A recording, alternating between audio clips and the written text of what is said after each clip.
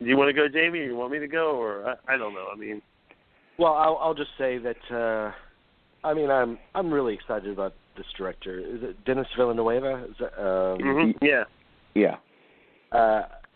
He's one of the best young visionary directors. I don't know how young he is, but comparatively, that we have, I think. And what's most exciting about him is yes, he does bring a definite vision to his films, but also a deeply felt vision.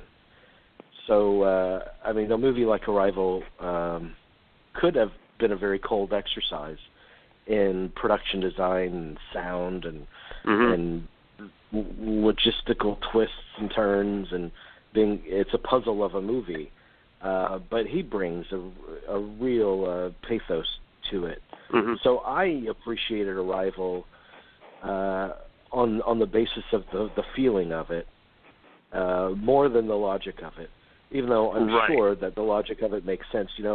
As soon as my friend and I walked out of the screening, he was talking about, well, then when this, given the logic of the story, when this happened, then that must have meant this, and he was trying to connect the dots, and I wasn't so much concerned with that. I mean, I was still living in the experience of it from a sensory aspect. Yeah, and it is so self-contained. I mean, it is all of a piece, as they say. Every scene and every moment of it reflect this very consistent vision that he has, and nothing steps outside of that, and nothing pulls you out of that. It's almost like there are moments of transcendence in the movie where you truly are transported by the overall atmosphere of the film. And so it is a very self-contained 2-hour experience. Right. I agree. Yeah, I mean, it's amazing. This director, from the Incendiaries on, I just really always kind of blown away by each movie. Sicario, Enemy, Prisoners, and Arrival is no exception. You're absolutely right. He definitely is one of the most visionary directors of his generation. I just liked it because I was sort of for the type of movie it is, on the edge of my seat. And it doesn't, when the more you think about it, the more it makes sense. And in some ways, the more you're like, wow, I really want to go back and watch it again, because to put together some of the pieces, it's not like an M. Night Shyamalan film or anything. It's just sort of a con job. But here you're just like, you got to pay attention, because there's some just great shots, especially in the third act, that do put it all together, and you're just like, your mind is sort of blown while watching the movie. You really are just like, wow. I mean, that's incredible. I mean, when you're thinking about it, and I don't know if I would have to say Amy Adams is certainly a front runner for Best Actress right now with this performance. I mean, this is apparently she's between this and Nocturnal Animals. I mean, she's in 2 really great films this season, and I don't see Nocturnal Animals until I think Thursday or something. But lucky son of a bitch. Another important thing to say about the movie is it is. I mean, my friend said this too. He said, I guess Inception unlocked the gates to a lot of these kind of puzzle movies. But I think even, and maybe from a plot standpoint, yes, but I think from a stylistic standpoint, this is a Terrence Malick movie with plot. Because the way he edits it together, I mean, there are all those kind of, those suggestive cuts in the movie, those suggestive inserts of moments and things. A lot of reliance on just little moments and nature and objects and all of this kind of stuff, and it has the feeling of the very best Terrence Malick movies.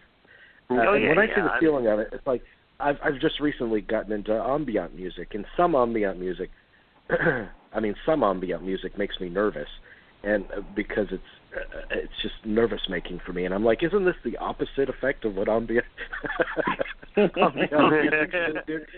But some of it absolutely puts you in a zone, and that's exactly what this movie does. And the music, by the way, in this movie, which I'm sure is Johan Johansson, who, again, just like Dennis Villanueva, is one of the best of the newer crop of talents in his field, I think. Definitely. The music is extraordinary, and it's completely in concert with what the film is trying to achieve.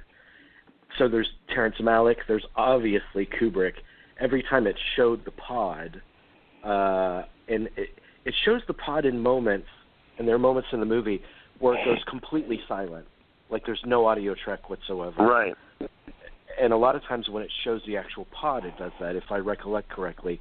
And that reminded me of 2001, obviously. The feeling of the movie, there's a shot in 2001 towards the end where he's in the bedroom and he's looking around, and then it cuts to him as an old man. And the soundtrack goes completely silent. Right. That's the feeling of Arrival. Like if I had to give you like a 2-second example of the feeling of it, that's it right there. Can I ask you a question, Jamie? Do you see any of Close Encounters in there, or yes or no? Not I'm just curious. Do I see what? Any of Close Encounters? Oh, well, yeah, a little bit. I think that I think just by the nature of aliens coming to Earth, I mean, Close Encounters is such a standard bearer of that particular genre. Right. There's not necessarily because in Close Encounters, and I think it's what Spielberg did with his whole childhood joy thing. There's awe. There's like excited awe, and in Arrival, there's real skepticism and fear. It kind of grips people from the very beginning. Maybe that's a statement on our time. And which is also, let's face it, a tenet of the genre from Day the Earth Stood Still. Exactly. I bring it up only because of the language thing, the communication thing. That was what I was thinking, the linguistic aspect. Yeah, I got you. I didn't. That's, you know what I'm saying, because I love that scene where he goes, "Well, guys, it's the first day of school," in Close Encounters, and they're trying to communicate with them. That's why I bring up Close Encounters. That's what I thought. No, that's a great observation. There's also something that I noticed the first hour of watching the movie, and I don't know if you noticed this, but I was like, "It's Michael Stuhlbarg is in it."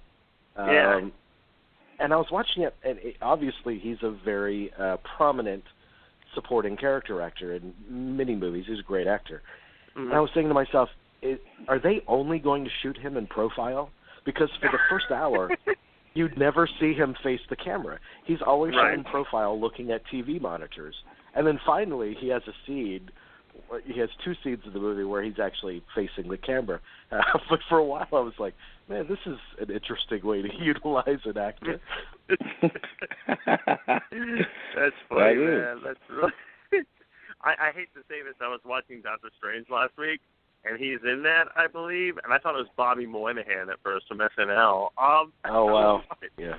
Well, he's one of those actors that kind of looks different in every movie. He's sort of like, I would put him in that realm of like Oscar Isaac. That's another person that it's just like, in anything they pop up in, is that who I think it is? Or